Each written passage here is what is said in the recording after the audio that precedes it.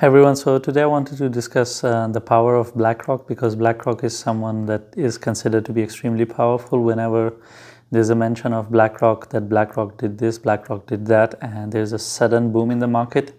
And I think that happens just because of the fact there is a high level of negligence in the market. Everyone that is in the financial market, whether it's crypto or somewhere else, they are highly uneducated people. They don't do the research, they don't actually find out the reality of someone, and then they just fall for it. So I'm going to discuss the BlackRock power, and I will first show you the numbers, because people always talk about $9 trillion, that they say BlackRock is the $9 trillion entity and is this giant and this. Let me show the actual reality of BlackRock and then I'll talk about it, okay? So you can Google it yourself, you can ask ChatGPT, you will get pretty much the same kind of result, okay? It will not be different from this. So when you look at the cash in hand, which is the actual power, okay, what is cash in hand? How much cash you actually have available to buy something. So BlackRock is on a continuous decline. So they used to have $9 billion in 2021. In 2022, it got reduced to $7.4 billion, which is a decline of 20%. So they have $7 billion, okay, and this information is updated as September 30, 2023. They have $7.3 billion, which is even less than before. Which brings me to the point that when someone says, BlackRock will do this to Bitcoin, BlackRock will do that to XRP, my question is that where are they going to bring that money from? They don't have cash in hand, which means they don't have cash to invest. So if they don't have cash to invest, where is this money going to come from? Nowhere. That's the answer. The $9 trillion that everyone is talking about is like an asset. If I give you an example, for example, you have this uncle who is extremely rich, okay, or an auntie or anyone. They have $100 million home, and that is the home where they live in, okay, and you go to their home, it's so fancy and it's so awesome, and you do see why it is for $100 million because of its location and its very expensive house.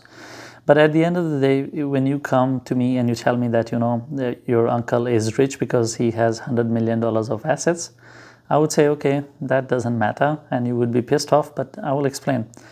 The $100 million asset is an asset where they're living in, so it's of no use, which means that it is already occupied.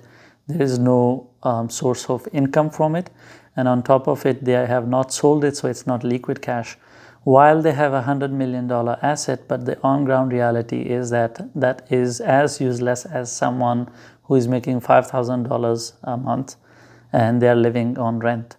So BlackRock having $9 trillion doesn't mean anything, not $9 trillion of $9 trillion of assets, because if they go and they try to sell those assets and buy your XRP or Bitcoin or anything that you think they are going to buy, that is not going to happen. It's not their money, it's someone else's money, and they're just managing it for them, and they cannot make decisions, rash decisions like that, where they will sell shares of Apple for Bitcoin. That is not going to happen.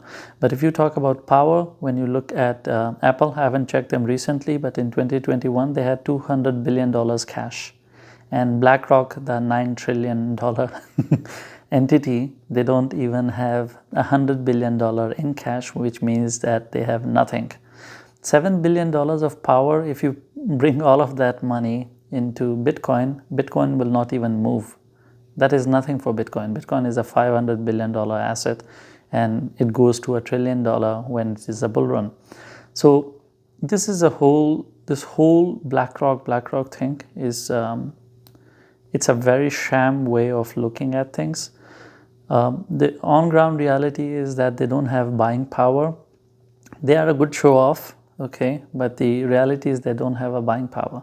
And if someone doesn't have a buying power, then the investing company of Warren Buffett, Berkshire, they are way more powerful than BlackRock. So if there is something to buy, they would buy it first, then BlackRock would be even considered, because people look at people who have cash in hand, because that's the most liquid form of anything, in comparison to people who have assets on the books, which doesn't mean anything, because in 2009 and 2008, when the crisis happened, that was exactly what happened. So all the banks, they had these properties on their books, but in reality, all that became assets, which means that you cannot touch them because they all became invaluable. I'm not saying that the assets of BlackRock are going to get destroyed or anything. I'm just saying that they're untouchable. While it is a fancy number, but in reality, what you actually look at when you're trying to evaluate anyone, you look at their cash in hand, and that is how you can evaluate how powerful they are, because if they have cash, they can buy you out.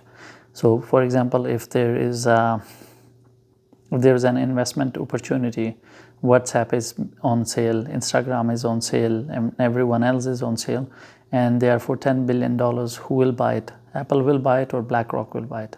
Apple will buy it because Apple has the money, BlackRock doesn't. So let's stop emphasizing on BlackRock, because I know a lot of people will not see this, but I wish people would get educated and they would stop giving importance to BlackRock, and they would rather invest their time in understanding crypto markets and stop riding the hype and following people who don't know anything. All these influencers that are pitching BlackRock, they don't know how BlackRock operates. They've never searched, and of course they've never checked how much cash they have. The only thing they know is that BlackRock, the 9 trillion asset entity, and I was like, what the hell? They don't have cash. Why are you, considering it as a king entity? And that's why I wanted to make this video, to come and share this information with you. You can search it yourself. BlackRock is not your savior, because savior has funds. They don't have anything.